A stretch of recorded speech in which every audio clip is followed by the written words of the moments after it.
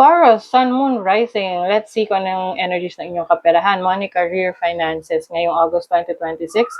This is a general reading. Pwede kang makarelate, pwede hindi. Just take what resonates. Another reminder, I will not message you or follow you para mag-offer ng services. So mag-ingat kayo sa mga fake accounts and scammers.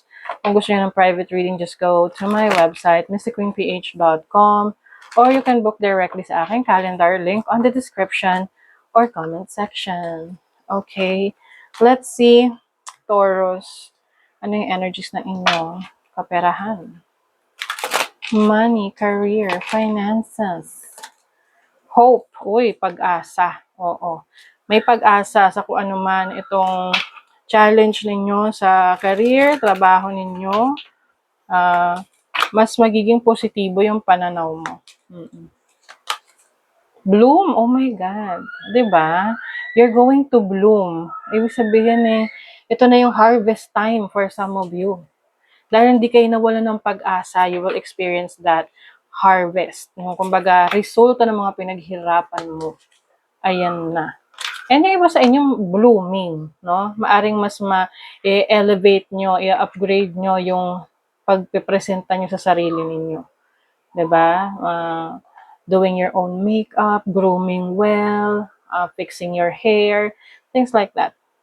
Wow! Oh my God, tinan nyo naman, may abundance talaga. Oh, ang galing. So, some of you, Taurus, you will experience this abundance in your career, your business. Ayan, hindi mawawalan. Para siyang nagfo-flow na nagfo-flow. Money is flowing to you. Abundance is flowing to you. Affirm nyo na yan. Let's see. And also, ang abundance is, hindi lang siya sa resources and money, no? Pwede rin tong abundance in ideas. Tapos yung ideas na yan, pwede mo siyang dalhin sa reality, 'di ba? Overall energy, the Emperor. Wow. So this is leadership qualities. Yung iba sa inyo, you are a go-getter. Na pag gusto nyo, makukuha nyo talaga. Talagang pagtatrabahuhan nyo. You are creating your own empire. Yung iba sa inyo, meron kayong negosyo na nakikita nyo na ang fruits of your labor. Now, your challenge is the Ace of Swords. Merong mga ideas na minsan parang dinidismiss mo na tipong baka hindi yun mag-work, no? Of course, kailangan mong pag-aralan, no? Yung mga ideas na yan, syempre, bago mo siya isakatuparan. Although, huwag ka kaagad mag-doubt. Kasi hindi mo alam, baka yan talaga yung magpapayaman sa'yo or yan talaga yung opportunity para sa'yo, 'di ba? Ayan. And also, pagdating sa decision making, make sure na pinag-iisipang maigi. Okay? Your opportunity, the Queen of Wands. Wow. So, this is about confidence.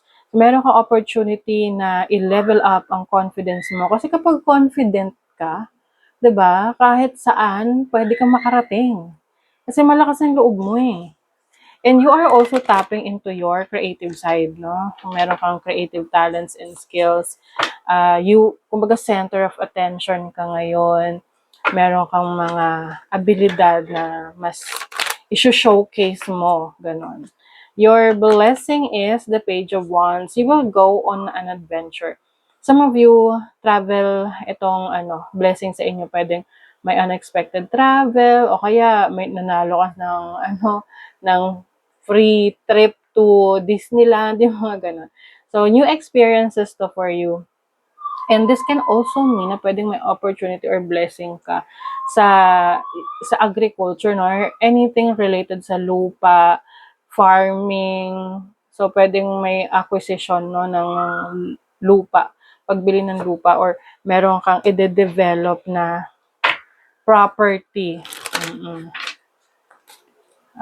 Your other messages. Okay, career fulfillment.